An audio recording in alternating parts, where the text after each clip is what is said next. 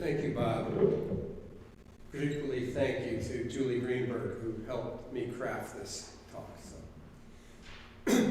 So this past week, when listening to Julie Greenberg, I was thinking about the fact that on Monday we honored our national hero of Martin Luther King Jr. Today I want to honor him by linking his work to battling anti-Semitism in this country. Now there's something that Rabbi Greenberg mentioned in her talk, the overlap between Martin Luther King's work and the battle against anti-Semitism. Now, King appreciated this alliance between African Americans and Jews. He acknowledged, quote, "It would be impossible to record the contribution that the Jewish people have made towards the Negro struggle for freedom. It has been so great." In turn, one of his greatest allies in the civil rights movement was his friend, Rabbi Abraham Joshua Heschel, who acknowledged King's leadership. He said, "Martin Luther King is a voice, a vision, and a way. The whole future of America will depend upon the impact and influence of Dr. King."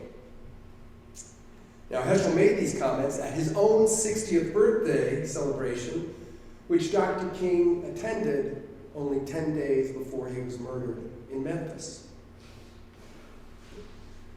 At this birthday celebration, which was also the 68th convening of the Rabbinical Assembly, 1,000 rabbis sang with King and his guests, "We Shall Overcome," in Hebrew. We'll be singing that song at the end of our program today, although not in Hebrew. I haven't learned that yet. King emphasized the historic link between the two groups. In 1958, at the American Jewish Congress, King told the audience, "My people were brought to America in chains. Your people were driven here to escape the chains fashioned for them in Europe. Our unity is born of the common struggles for centuries, not only to rid ourselves of bondage, but to make oppression of any other people an impossibility." King often invoked the words of the Hebrew prophet Amos, saying, "Justice rolls down like water and righteousness like a mighty stream." King asked Rabbi Joachim Prinz, who fled Hitler's Germany and became president of the American Jewish Congress, to speak at the Lincoln Memorial immediately before King delivered his "I Have a Dream" speech, and he made that choice purposefully. This partnership is the context for the conclusion that I want to leave you with at the end of my talk today, which is this: we have to work to resist the current alt-right tactic of combining anti-Jewish and anti-black prejudice into a toxic mix. We have to reject false conspiracy theories about a Jewish-black plan to push aside whites and dominate the world, because that's operating strongly within the extremists. But first, a couple of caveats that I usually give. First of all, I am not an expert on this topic, and it's an explosive topic. So please excuse any missteps I make today, inevitably, because I'm still learning. Second, there's so much that I do not have time to address today, such as the topics of how Israel and Zionism is tied up in this discussion. On that topic, I only want to say the following: that Jewish opinion concerning the state of Israel is diverse. Rabbi Julie pointed this out. Many Jewish Americans feel a very strong attachment to the history and the land of Israel, but also condemn aspects of Israel's security policy and foreign policy. Jews for Racial and Economic Justice, a group that I relied on a lot for this talk, puts it this way: it is not anti-Jewish to denounce oppressive acts committed by Jews. On the contrary, insisting that a history of oppression exempts Jews, or any other group for that matter, from accountability undermines Jewish liberation and betrays our values. Rabbi Julie suggested that conflating being Jewish with support of the state of Israel is actually a form of anti-Semitism. Now, further discussion of this issue is going to have to wait for another time. Okay, let me go to what we're seeing around this country now. And anti-Semitism is on the rise, clearly, over the last 1, 2, 3, 5, 10 years, from synagogue shootings to public hate speeches, to Nazis in Charlottesville, to bomb threats, from the desecration of cemeteries to swastikas graffitied on playgrounds, community centers, and on my neighbor's car. Jews, who make up about 2% of the U.S. population, are victims of about 55% of religiously motivated hate crimes. Actually, the director of the FBI, Christopher Wray, says that it's up to 63% of religious hate crimes are motivated by anti-Semitism. Between 2015 and 2021, acts of violence and vandalism against Jewish people and places tripled. And 1 out of every 4 Jews in America has reported experiencing anti-Semitism in the past year. Now, to make this whole issue even worse, there are these swaggering, powerful people who seem eager to unleash anti-Semitism in this country. New York Times writer Michelle Goldberg named 3 examples: the world's richest man, a famous pop star, and an ex-president. Now, I'm going to start with the least blatant of these 3, the billionaire, Elon Musk. Now, he was upset when retired Army General Alexander Vindman called him erratic and too powerful. Doesn't seem unreasonable to say. So instead, Musk used an anti-Semitic metaphor describing Vindman, who is Jewish, as puppet and puppeteer. Anti-Semitic and racist slurs skyrocketed on Twitter since Musk acquired the program. And here we can bring in Kanye West, aka Ye, who was welcomed back onto Twitter by Musk despite Ye's recent social media message, DEFCON 3 on Jewish people. Now, Ye regularly posts anti-Semitic tropes. He discusses anti-Semitic conspiracy theories with Fox News host Tucker Carlson. He went on Alex's Jones horrific program, and this is what Ye said. He praised Adolf Hitler and said that people should, quote, stop dissing Nazis. Now, regarding ex-President Trump, not only did he welcome Ye to a dinner, but also Ye brought along Nick Fuentes, one of the country's most influential anti-Semites and white supremacists. Fuentes' anti-Semitism is blatant. He proclaimed, Jews have too much power in this country, Christians should have all the power, everyone else very little. Now, while Trump claims that he didn't know who Fuentes was, according to Axios, he leaned over to Ye during the lunch and said, I really like this guy, he gets me. Now, Trump's election campaign portrayed Jewish leaders, including financiers George Soros and Lloyd Blankfein, and Federal Reserve Chairperson Janet Yellen, as sinister manipulators. Steve Bannon and Stephen Miller constantly issued anti-Semitic dog whistles from their time at the White House. And Trump's rallies were sprinkled with Nazi language and symbolism. Many people who sacked the Capitol on January 6th wore swastikas on their clothing proudly. Now, while for decades the United States felt like a safe place for Jewish people, it is seeming less safe to many today. There's a cyclical nature to anti-Semitism, where there are periods of stability followed by periods of violent oppression. And that continues in the United States. Michelle Goldberg wrote how well-off Jews in other times and places have imagined that they've moved beyond existential threat and been wrong. According to the Post's, Washington Post's Dan Milbank, many Jewish people are thinking the unthinkable, that they may have to flee the United States. Many Jews feel like the golden age in America for Jews is over. Now, most of you knows about the millenniums of anti-Semitism, but I want to just review it for a little bit of historical context, going way back to ancient Greece and Egypt. In the 2nd century BCE, anti-Jewish edicts were passed by the Greek ruler Antiochus. Other Hellenistic rulers desecrated temples, banned Jewish practices. During that same era, the Egyptian priest Manetho scathingly criticized Jews for their beliefs and customs. The Jewish philosopher Philo-Judaeus wrote of the slaughter of thousands of Jews in 38 CE in Alexandria, Egypt. The Romans persecuted the Jews in the Middle East, particularly due to the fact that Jews placed their faith in God above obedience to the emperor.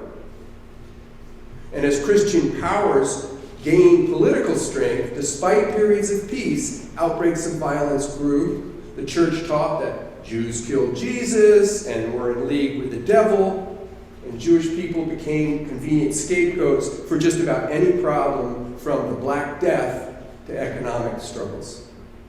Church authorities banned Christians from becoming moneylenders or tax collectors, professions seen as sinful in the Christian church culture, while simultaneously prohibiting Jews from joining other trade associations.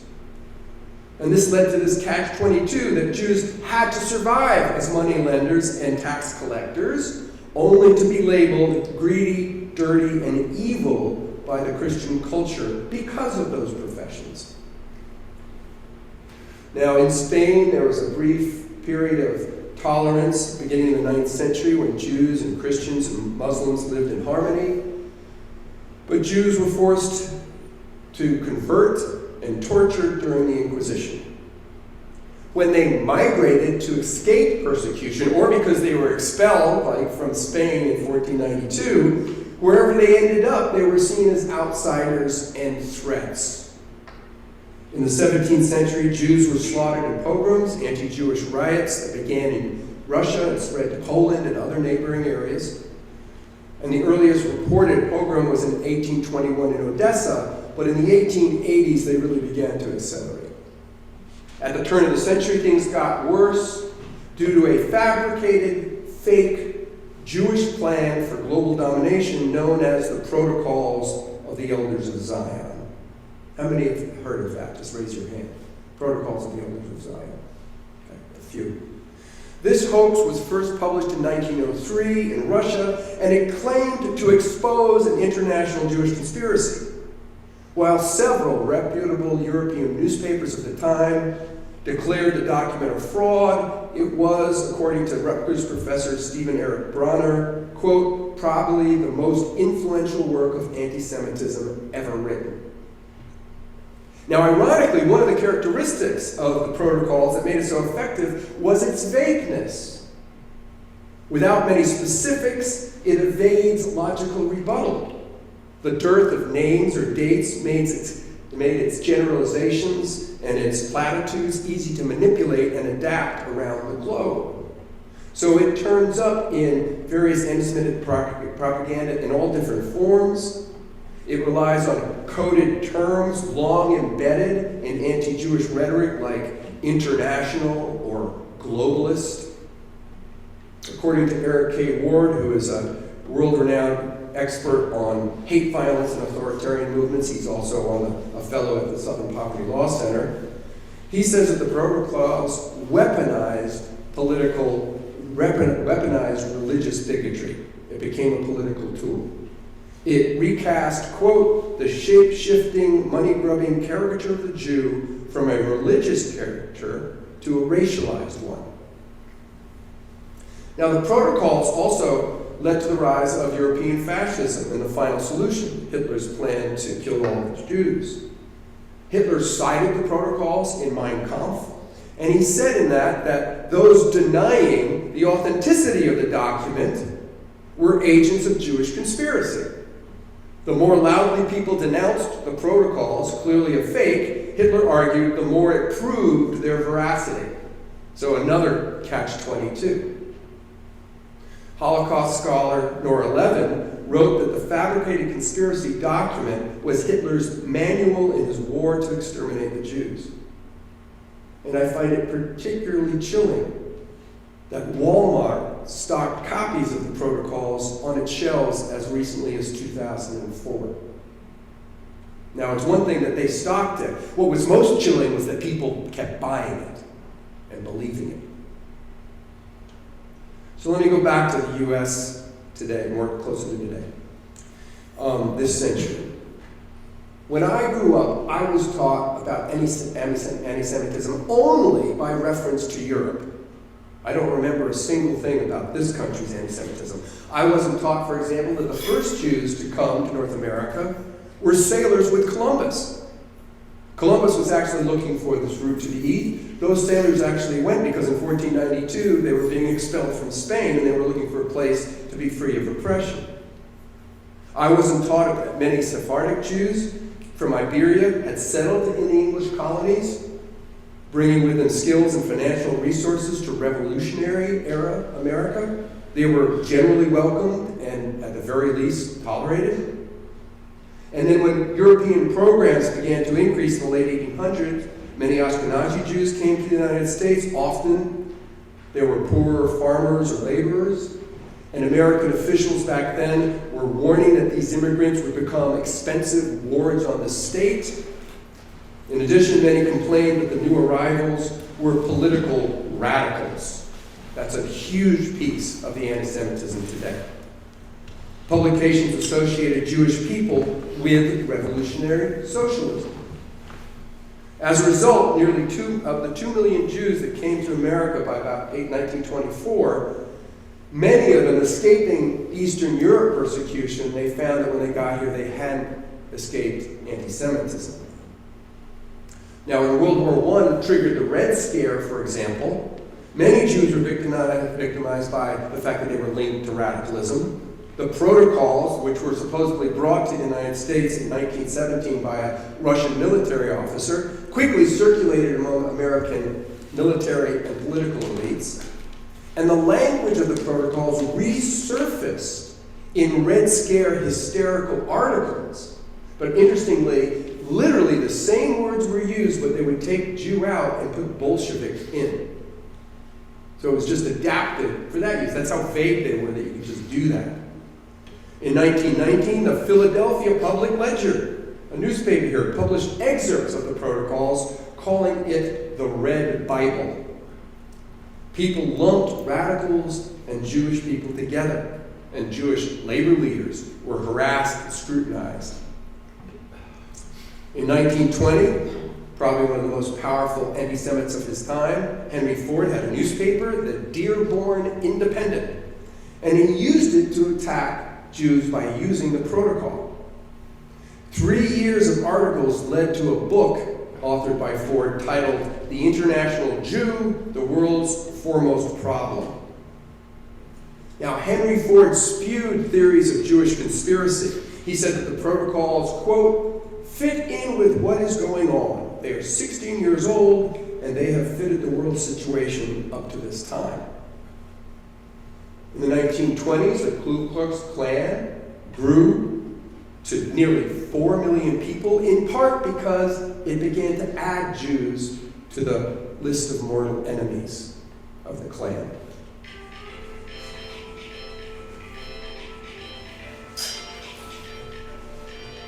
Antisemitism also reached its peak. Reached most Americans in the 1930s because of the famous radio priest, Father Coughlin, out of the Midwest. At his peak, Father Coughlin claimed 30 million weekly listeners. That's out of a population of 120 million people. So that's a quarter of the country listened to this individual, as he claimed that Jews controlled institutions throughout the U.S., particularly financial ones. They were to blame, he said, for unemployment during the Depression and for the misery you're feeling. But even more sinister was Coughlin's praise for fascist policies being implemented in Germany and Italy. Meanwhile, the American icon, Charles Lindbergh, constantly accused Jews of controlling Hollywood, the media, and even Washington, D.C. and the Roosevelt administration. Roosevelt was referred to as, in the Jewish term, they would say Rosenfeld or Rosenstein. Anti-Semitism infected Capitol Hill to a degree I didn't realize. And if you haven't listened to it yet, listen to Rachel Maddow's new podcast, Ultra. Ultra is a program, it's about 8 hours of recording. We're going to discuss it next month in February, so if you're interested, start to listen to that. In it, she talks about how congressmen distributed fascist propaganda through their offices, most likely delaying America's response to Nazi atrocities. And we're not talking about a couple of hundred of letters. We're talking about tens of thousands of letters going out on franked envelopes paid by taxpayers.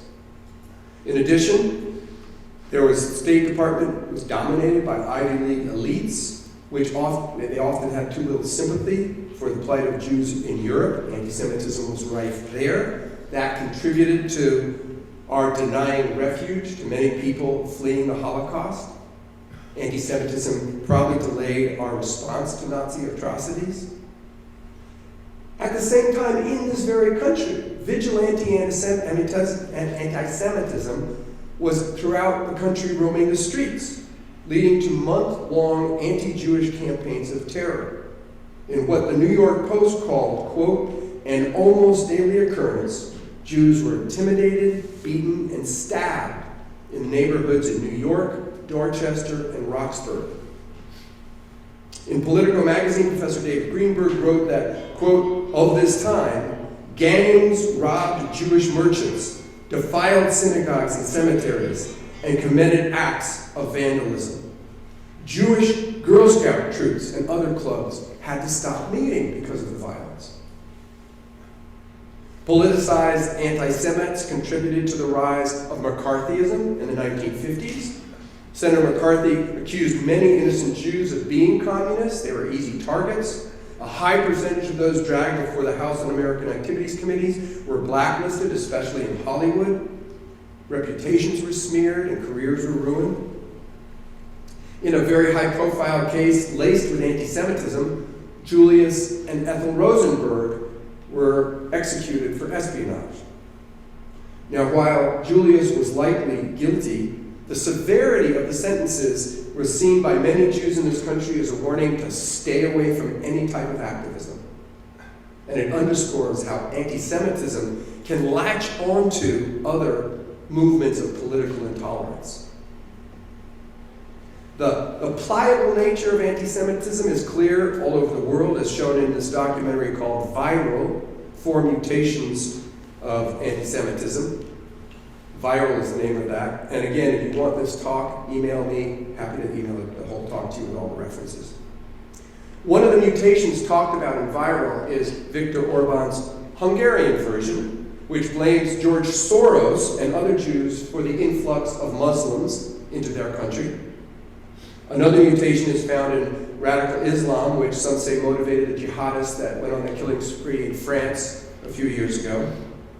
A third mutation is claimed to be in Britain's far left, particularly the Labour Party, which was accused of lumping Jews and Zionism together. Ex-Prime Minister Tony Blair said that this anti-Semitism distorts the reality up to the point of claiming that Zionism was one of Hitler's tools to advance fascism. Talk about a bizarre twist. Now, there is some controversy about whether those accusations of anti-Semitism are actually true, or whether they're part of the manipulation, so we have to look in more deeply to that. I thank Marta for pointing out that to me. But returning to the United States, anti-Semitism is animating current right-wing extremism. It's really the DNA of the alt-right in this country. Now, this movement, as it's called, the extremists, which is full of evasive rhetoric and bizarre splinter groups, doesn't have a single policy regarding anti-Semitism. I want to stress that, but there are some common themes. Centuries of anti-Jewish tropes are adapted by anti-government conspiracists. Eric Ward says that anti-Semitism's, quote, knack for flexibility stems from what I mentioned earlier about the protocols, the vagueness of its mythology. It has this elusive, shape-shifting power. The Protocols is the most dramatic example of this language, without concrete facts or particular specifics, has been adapted for contemporary use by these groups. Our current social anxiety and economic struggles have increased a desire for scapegoats.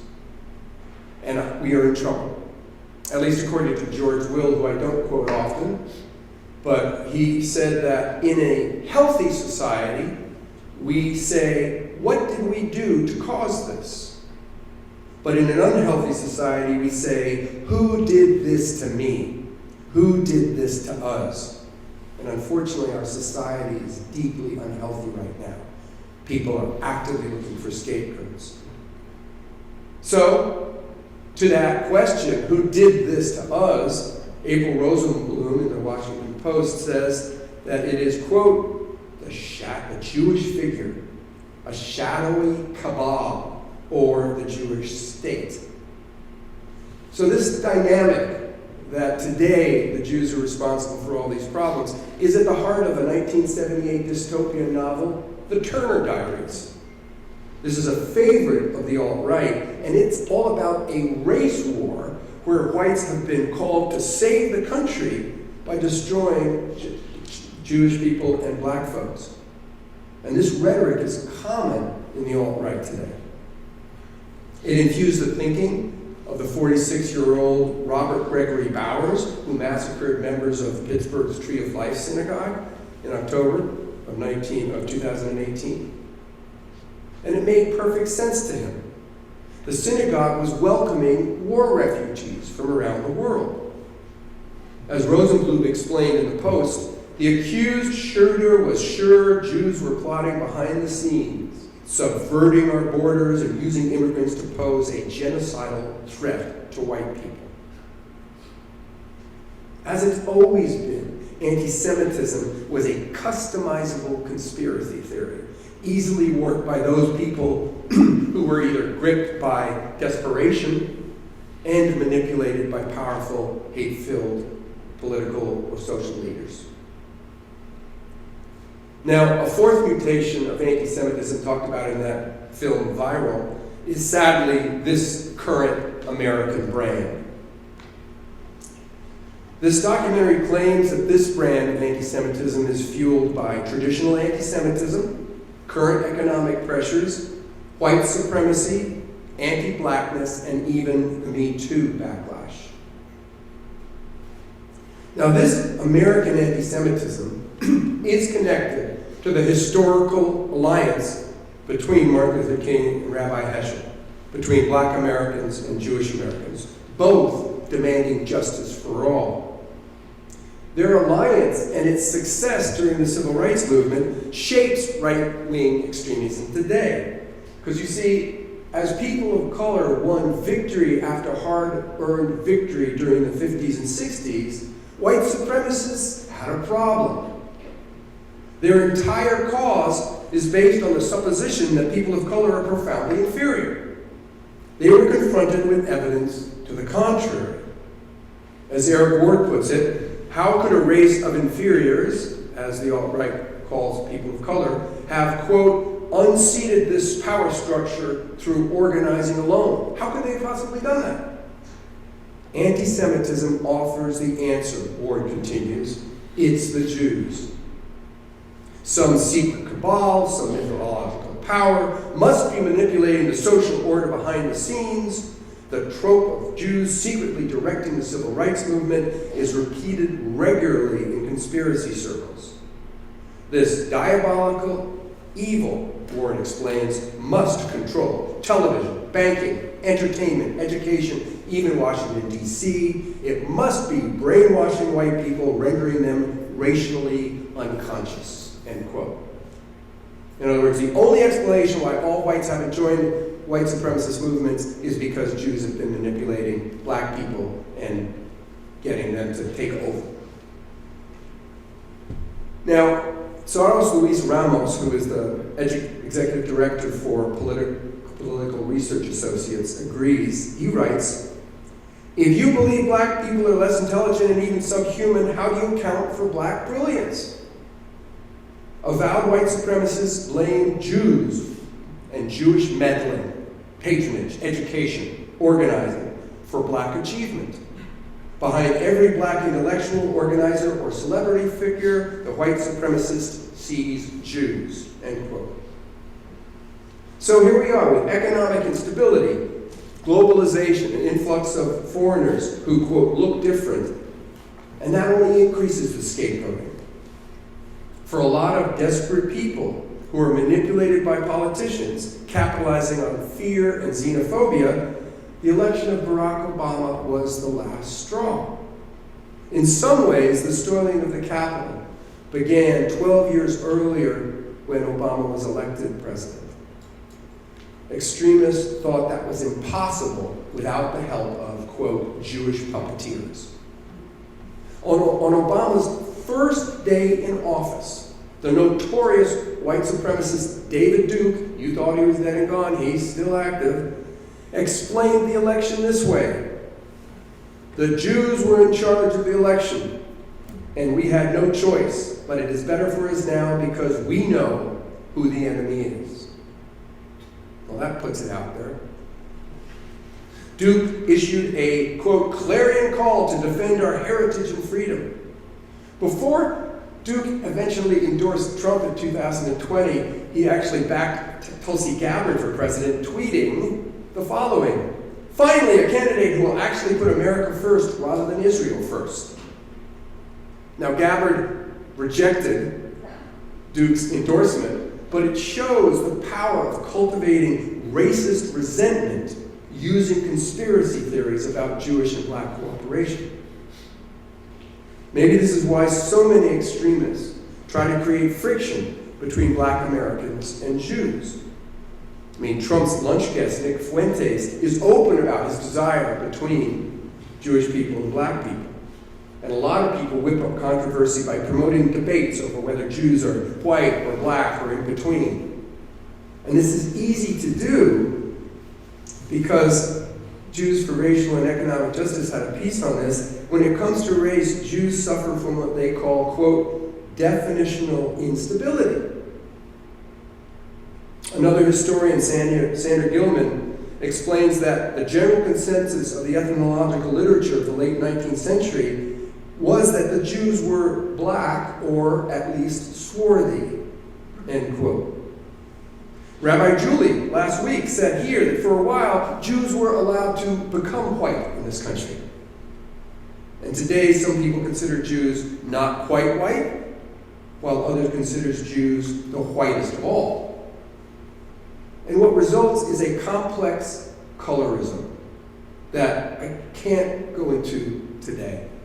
That's something for another time, but it's something that is dangerous and has to be dealt with very carefully. So, what are we to do about anti-Semitism today? I think it would help if all Americans knew more about Jewish people and Jewish heritage and culture. I know it can help me. It could help cut through the complexities that so we can better understand Jewish people as a group, Jewish people as individuals, and the humanity of Jewish people. This can help neutralize manipulative overgeneralizations and slurs that are used effectively by extremists to motivate their base. Judaism is not monolithic, not around the world or in the United States. That's a big part of that trope, that there's this monolithic organization called the Jews. In fact, due to the Jewish diaspora, this group is particularly diverse, geographically, ethnically, economically. Ashkenazi Jews have roots in Europe. Mizrahi Jews originated from and are concentrated in the Middle East, North Africa, and Central Asia. There are Ethiopian and Ugandan Jews. Sephardic Jews came from Spain and Portugal. And there are Jews of all races. Even in the United States, between 10 and 20%, depending on how your methodology for deciding on racial identification, 10 to 20% are Jews of color. And contrary to a lot of mythology, anti-Semitic mythology, Jews are diverse economically and professionally. While it's true that U.S. Jews earn more income than many other ethnic or religious groups, out of the 13 million millionaires in the world, only 1.7% are Jewish. 56% are Christian. And in many, many other ways, Jews are diverse. I mean, many weave their Jewish identity around secularism, while Orthodox Jews are some of the most devout believers of any religion. A Pew Center study indicated high percentages of Jews who believe they have, quote, not much or nothing at all in common with other Jewish communities other than their own. So, know about Jewish history, culture, population, and individuals, the diversity and richness. Second, even if you don't know a lot about Jewish identity or Jewish people, you can still speak out. That's something that Jerry Seinfeld, the comedian, pointed out. His wife, Jessica, recently made the news by responding to the anti-Semitic meme going around the internet that was, quote, Kanye is right about the Jews. She simply posted, I support my Jewish friends and the Jewish people. If you don't know what to say, just say this in your feed. You don't have to overthink it. And most of all, you can't be silent. As Biden used a traditional phrase, silence is complicity. Silence is complicity. So that's one reason why Biden appointed Doug Emhoff, who is Jewish, to convene an anti-Semitic roundtable. Our second gentleman condemned this recent epidemic of hate in response to Trump's praising, quote, very fine people on both sides of the Charlottesville violence. Emhoff said, there are no two sides on this issue. Quote, we cannot normalize this. We have an obligation to condemn these vile acts. So you can speak out just to condemn the violence and support people. Third, maybe most important of all, and hardest of all, is we have to build broad-based coalitions to counter the divide and conquer strategy of extremists. Hate mongers know how to use hate to divide those people they want to conquer. Now, while sometimes the press focuses on anti-Semitism in black communities, is there really more anti-Semitism in that community than other ethnic communities? I mean, look at the whiteness of the alt-right movement. I think we have to shore up coalitions that were fundamental during the civil rights movement. These two groups suffered deeply together, Jewish people and black people, and worked together. I'm recalling the horrific picture of the three dead bodies of civil rights activists, James Earl Chaney, Michael Schwerner, and Andrew Goodman. The first a black person, the other two Jewish.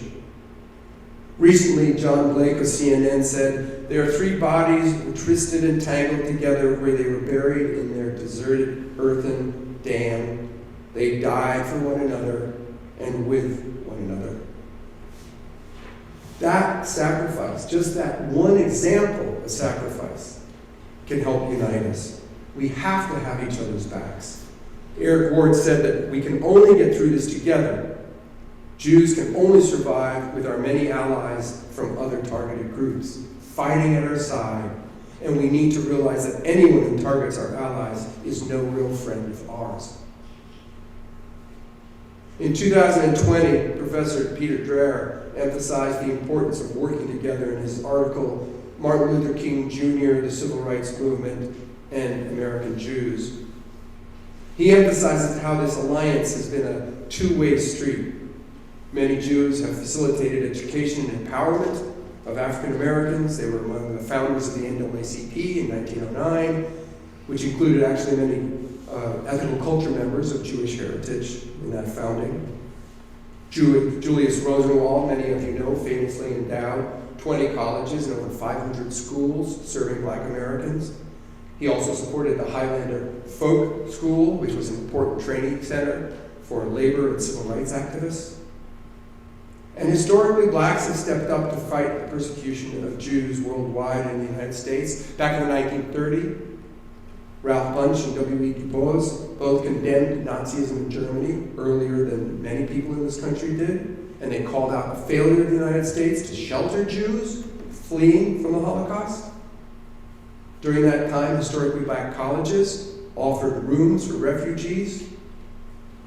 In the 70s, A. Philip Randolph and Bayard Rustin co-founded Black Americans in support of Israel. Black mayors from across the country supported Operation Solomon that airlifted 14,000 Ethiopian Jews out of a precarious situation in their homeland. And many black leaders like Vernon Jordan worked to protect sobering Jewry. Representative John Lewis, one of our heroes here, marched to establish the Atlanta Black Jewish Coalition. And both groups worked together to fight things like housing covenants that kept Jews and black people from living where they wanted to in this country and in this city.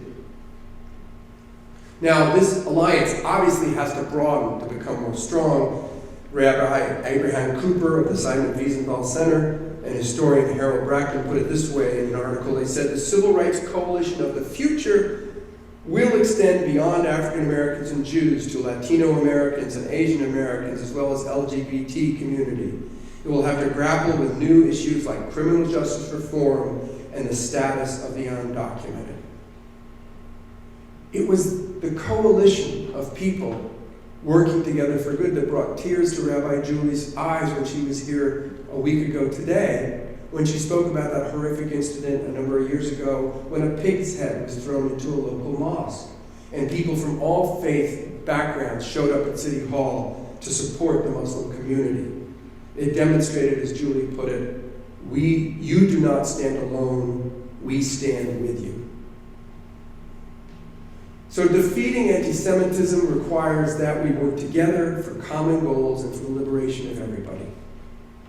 As Jews for Racial and Economic Justice put it, if we all commit to seek curiosity over reactivity, relationships over rigidity, love over tolerance, we can find ways to be more free as we forge our path to collective liberation together.